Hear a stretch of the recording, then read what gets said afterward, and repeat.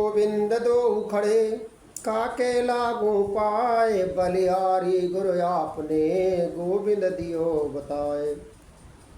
कबीरा हरि के रूठते गुरु के सरने जाए, कहा कबीर गुरु रूठते हरि नहीं होत साय।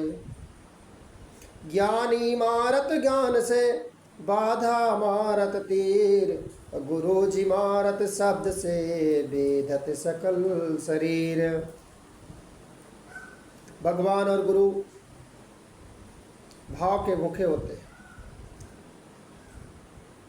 अगर छोटे मोटे शब्दों से, टूटे फूटे शब्दों से भी अगर आप भगवान को प्रेम से मनाते हैं तो भगवान मिल जाते हैं। आपके अंदर भीतर प्रेम अगर है भगवान के प्रति, गुरु के प्रति, तो आपको सही दिशा और मार्ग देने के लिए भगवान का अवतरण हो जाता है, उपस्थित हो जाते हैं। आज तक पूजा पाठ जब तक कर्म से किसी को भगवान नहीं मिले, जिसको भी मिले हैं उस साधना करके गुरु के बताए रास्ते पर चलने पर ही भगवान की प्राप्ति हुई है। जिनको भी मिले भगवान के बताए रास्ते पर चले उनको ही प्राप्ति हुई है। रामचरितमानस में बाबा तुलसीदास जी महाराज लिखते हैं कि राम ही केवल प्रेम पियारा, जान लेहु जो जानन हारा। राम ही केवल प्रेम पियारा, जान लेहु जो जानन हारा। हरि व्यापक सर्वत्र समाना, प्रेम ते प्रकट हो ही मैं जाना। कलयुग केवल नाम आधारा, सुमिरि सुमिरि नर उतरहि पारा। यही कलिकाल न साधन दूजा, जोग जग जप तप व्रत पूजा। कलयुग केवल हरि गुण गाहा, गावत नर पावहि भाव थाहा। कलयुग जोग न यज्ञ न ज्ञाना, एक आधार राम गुण गाना। इसीलिए तो गुरु महाराज जी कहा करते थे कि जीवन मिलना भाग्य की बात है। जीवन मिलना भाग्य की बात है, मृत्यु होना ये समय की बात है। लेकिन मृत्यु के बाद भी लोग के दिलों में जीवित रहना, मृत्यु के बाद भी लोगों को दिलों में जीवित रहना, ये हमारे अच्छे कर्म की बात है। हम जैसा कर्म करते हैं वैसा ही लोग याद रखते हैं, बाकी कुछ नहीं याद रखते। हमारी करनी को याद करते हैं लोग। इसीलिए भगवान का भजन करने के लिए, भगवान की पूजा करने के लिए लिखा है कि उससे हट करके तभी भजन कर सकते हैं, तभी भगवान से मिल सकते हैं। कि विषय वासना उरज कर, विषय वासना उरज कर जन्म गंवाया बाद। विषय वासना उरज कर जन्म गंवाया बाद, अब पछताए क्या हुए कि निज करनी कर लो याद।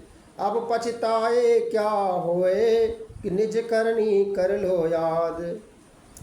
कि गुरु से ज्ञान लीजिए शीश दीजिए दान, बहुलो भी धनी सब बह गए ईर्ष्या क्रोध अभिमान। शीश माने अहंकार होता है। अहंकार को गुरु महाराज को दान दे देना चाहिए। अहंकार बिल्कुल नहीं आना चाहिए। प्रेम से भगवान से मिलना चाहिए, तभी भगवान से मिल पाएंगे। कि गुरु की आज्ञा आवे गुरु की आज्ञा जाए, और कह कबीर सोई संत है आवागमन साय। अब आगे तुलसीदास जी महाराज लिखते हैं, उदाहरण के तौर पर बताते हैं, कहते हैं कि जब भगवान राम के पिता उनको गुरु करना पड़ा, उनको गुरु के शरण जो भगवान को पाने के लिए गुरु के शरण में जाना पड़ा। जब तक गुरु के शरण में नहीं गए तब तक भगवान नहीं मिले, और जब गुरु के शरण में गए, गुरु के बताए रास्ते पर चले, तब उनको भगवान मिला। रावण विद्वान था, पूजा पाठी था, नियम धर्मी था, सब कुछ करता था, लेकिन गुरु की आज्ञा का पालन नहीं करता था। इसलिए वो भगवान के हाथों उसका एक के घर में आते हैं और एक को मिटाते हैं। रावण को मिटाने के लिए ही भगवान का अवतार हुआ। दशरथ, दोनों एक जैसे नाम। दशरथ अयोध्या के राजा, दशानन इनका नाम है, दशरथ इनका नाम है। जो 10 इंद्रियों को बस में कर ले वही राजा दशरथ हो सकता है। जो 10 इंद्रियों को बस में करे वही राजा दशरथ है। और जो 10 इंद्रियों को चलायमान कर दे, जो 10 इंद्रियों को आहार के रूप में प्रकट कर दे, मुख बना ले, वही दशानन है। 10 इंद्रियों को जो मुख बना ले वो दशानन है, और जो 10 इंद्रियों को रथ बना ले वो दशरथ है। अब दशरथ अयोध्या में रहते हैं और दशानन लंका में रहता है।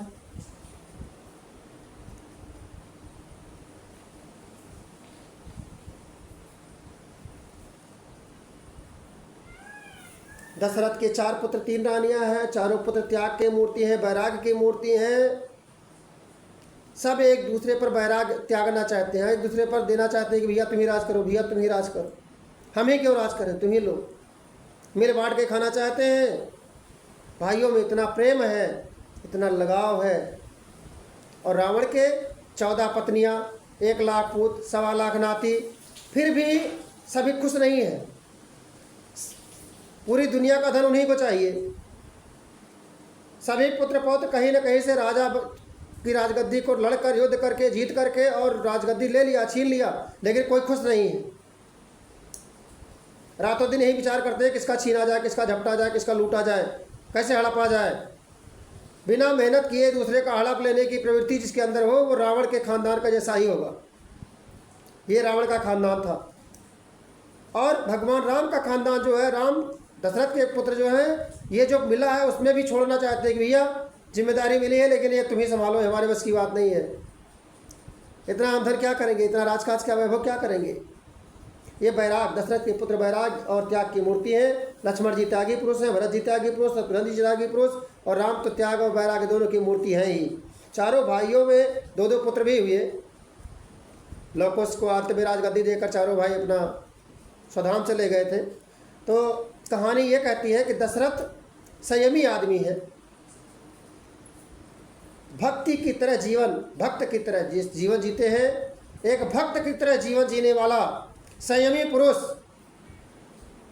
बिना, और वो नगर कौन सा है, सत्संग भूमि अयोध्या। अयोध्या सत्संग भूमि है। सत्संग भूमि में रह करके संयमी पुरुष एक भक्त की तरह जीवन जीने वाला 3 शादियां करता है, 3 विवाह करते हैं। दशरथ जी संयमी साधक होते हुए भी 3 विवाह करते हैं, को माता कौशल्या जी से, माता सुमित्रा जी से तथा माता कैकेयी जी से। 3 शादियाँ। हमारा जीवन 3 से जुड़ा हुआ है। हमें तन के लिए कुछ न कुछ किए बिना हम नहीं रह सकते। तो